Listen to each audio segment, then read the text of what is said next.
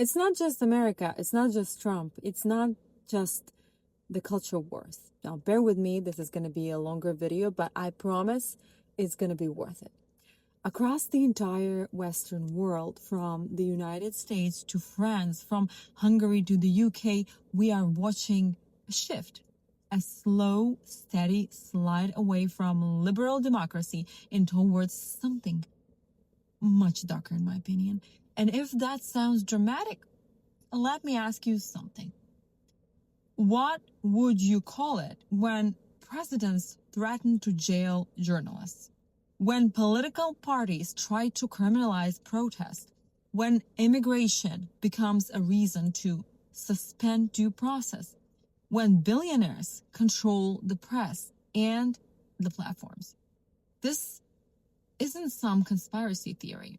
This is exactly what political theorist Hannah Arendt, I'm going to post a link on her work so you can read it. She warned us about nearly 70 years ago. And the scariest part, it's not happening all at once. It's happening in pieces, quietly, legally, algorithmically.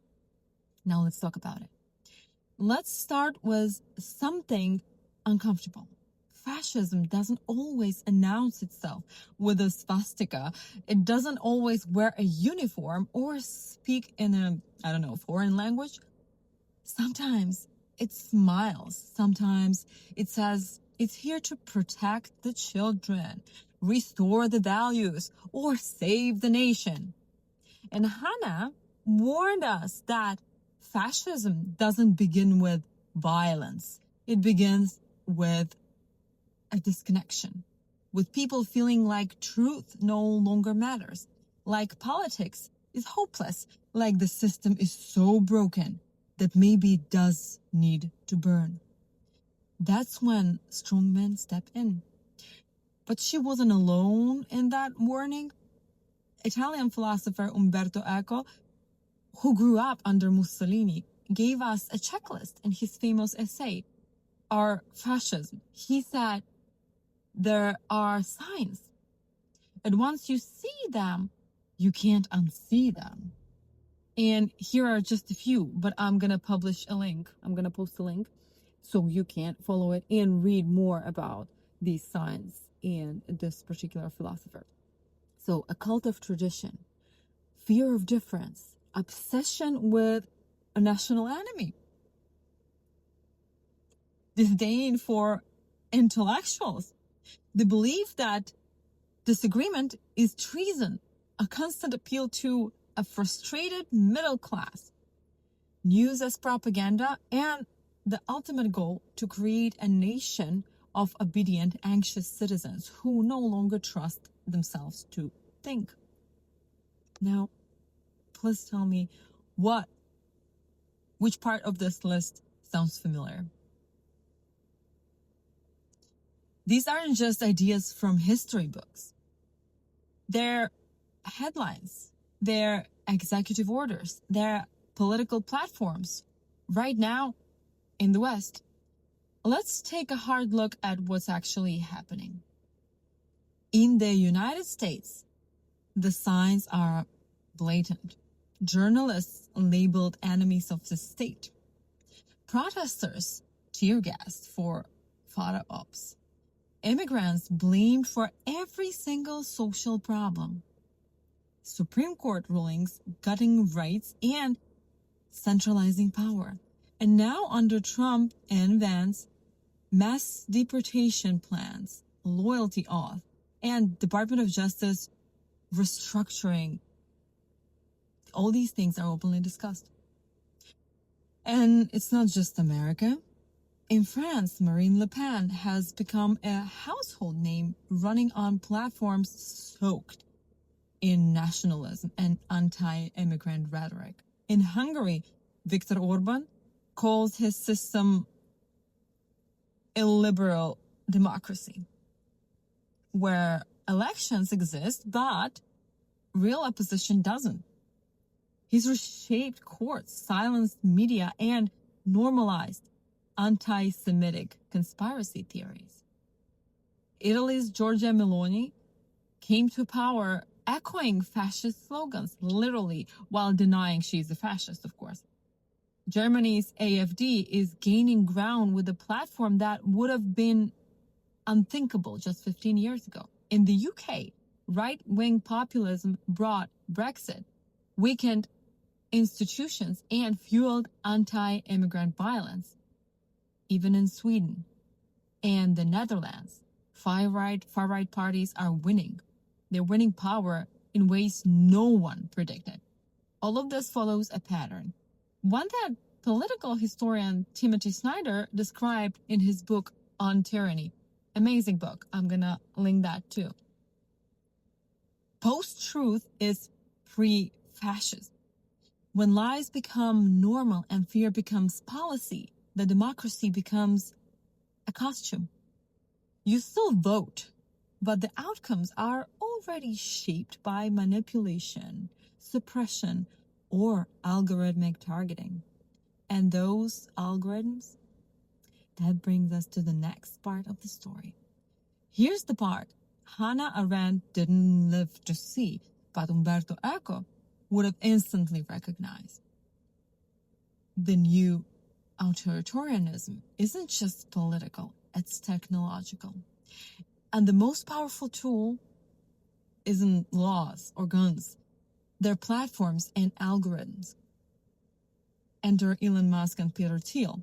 Musk owns what used to be Twitter, a platform that once helped spark revolutions, is now openly used to amplify far-right voices, spread disinformation, and ban dissent, all in the name of free speech.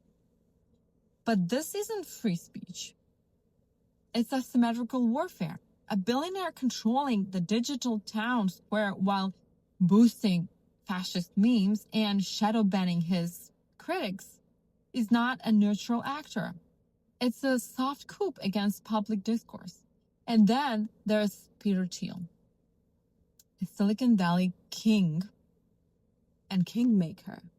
And early Trump backer, Thiel has made no secret of his disdain for democracy. He said, and I quote, "I no longer believe that freedom and democracy are compatible." He funds politicians who echo that belief, like J.D. Vance. He funded Palantir, a surveillance firm that works with ICE and law enforcement to track citizens in ways the government legally cannot. Together, Musk and Thiel represent a new kind of fascist pipeline. Privatized control of information. Surveillance, capitalism, algorithmic outrage, billionaires posing as rebels. They are not anti-establishment. They are the establishment, just wearing hoodies instead of uniforms. This is how fascism evolves. It no longer needs mass rallies in public squares. It has mass data, behavioral profiling, and machine learning propaganda delivered straight to your feed. Arendt warned us about the collapse of shared reality.